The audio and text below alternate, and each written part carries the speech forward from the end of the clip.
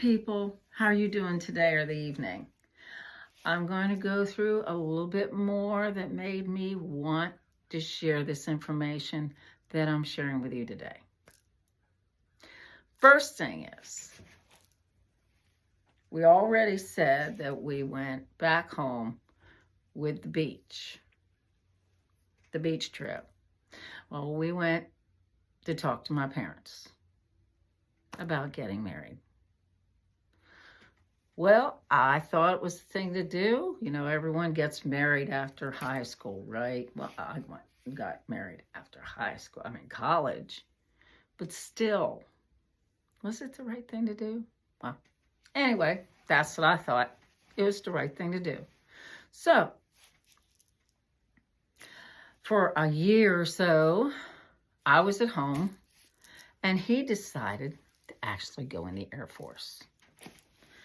So my dad said, well, that's great. You're going in the Air Force. So when he came back, we got married in a small church. And then things started to happen. I had to go with him up to New England.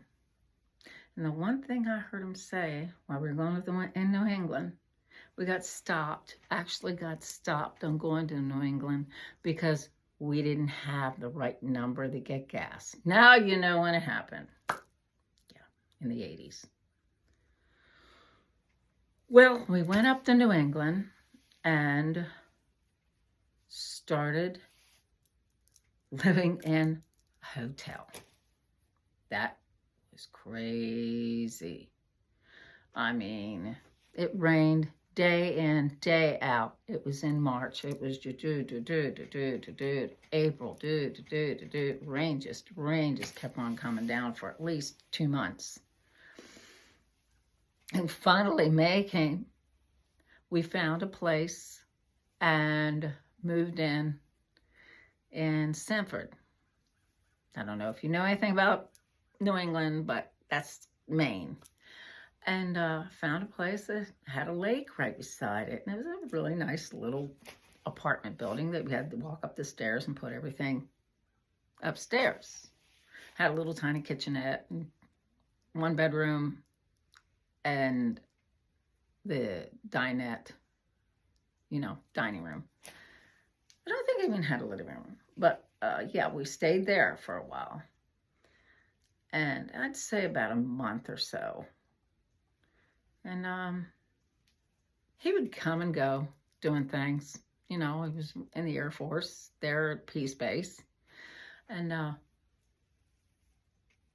he got a lobster. And this lobster was like 7, 8 inches, maybe. No, it had to be 12 inches.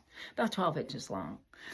That he got me for my birthday. I thought that was kind of, that's a little strange. But okay, thank you.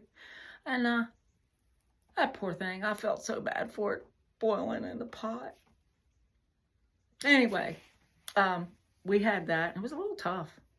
Anyway, we stayed there for another half month and then moved to a place, North Brunswick,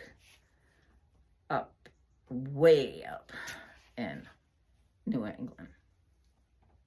On the border. No, that was South Brunswick, excuse me. North Brunswick is Maine. South Brunswick is New Hampshire.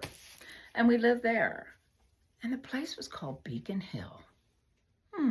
Interesting names. Well, that's a big old house. Well, we had to walk all the way up 3 floors to our apartment building.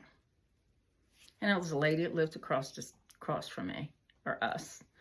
And we were up there where the bay windows were. I would say almost the attic, if you want to know the truth. But anyway, he would come and go because he was in the Air Force.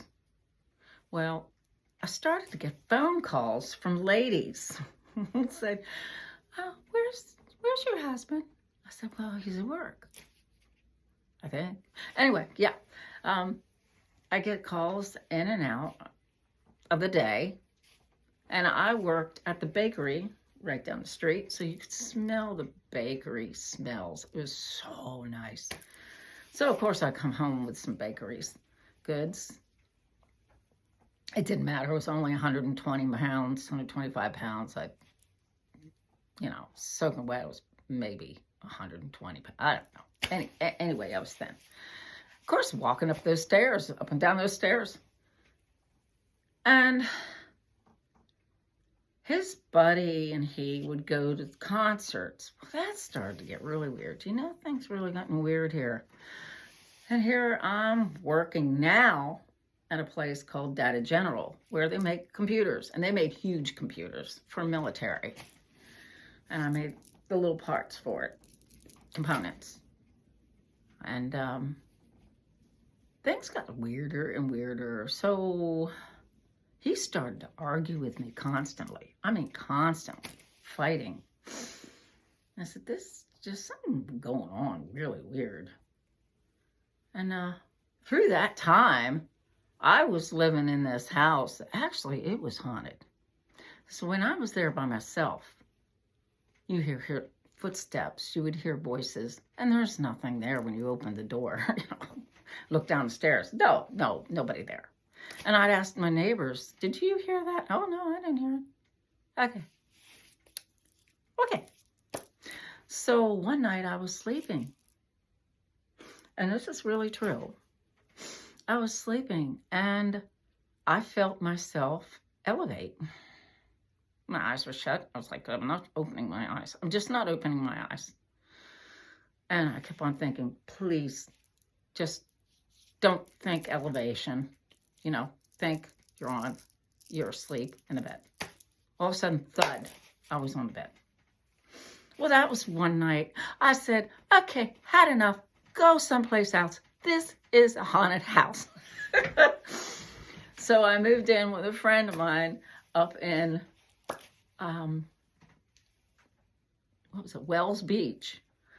And drove back and forth to Data General to work every day. There was a 45-minute drive. It was difficult. It was like an 8-hour drive, and we worked nights then. My dear friend, Paula. I don't know if she's still with us, but it's been years. Maybe she'll hear this or see this on YouTube. Anyway, I just had enough. I had to go through divorce. There was just too many crazy things happening where I was living with my animals. We had 2 dogs. We had Irish setters, which they're the ones that went through the desert with us. Yeah. They grew up at our side in vehicles, everywhere we went, they went. So yeah, we had to part them and we got a divorce. Well, the crazy thing, when I went to go get a divorce, I had to come back up to New England. Drove all the way to Pennsylvania to New England with my parents. And he wanted to just argue with me all that time. So, you know what? I'm going to put myself in the camper and Dad will get all the things. So Dad got all the pieces of my belongings, and we just drove out. Never went back to New England. So therefore, you found out I was living in New England until I was like 18 months, maybe a year before I got that divorce. But he had to wait for the divorce now because it was state to state, different state. So, okay, that happened. Then I started living with my parents after putting all the stuff away. And he came up the driveway. He didn't just come up the driveway. He came up with a gun. And when he put that gun to my dad's head, I threw it on the floor and I said, you better get out of here before I do something with it. Because I do know how to use a gun. I scared him so bad he was sheet white. So was my dad. It was a scary situation. So I was right about getting divorced. Anyway, that was all over with. And I started working with bands. That's when I really started to really get the burning desire to start playing guitar again and writing. But you know what? My parents would have taken care of me forever if I stayed there. That's what I thought. Oh my gosh, I've got to move. I've got to move. So I moved back down to no other than here in West Virginia. I first started at my cousin's house and lived in the belfry of their house. Oh, that was another story there, but that's enough for you right now. But it also made me think, hey, I gotta know what my rights are. What about other people? Don't they need to know their rights? Because if you don't know them, you don't have them. So that's a little bit of the story that shares the information that I was talking to you about. You have a great day or evening, and I'll talk to you later. Bye-bye.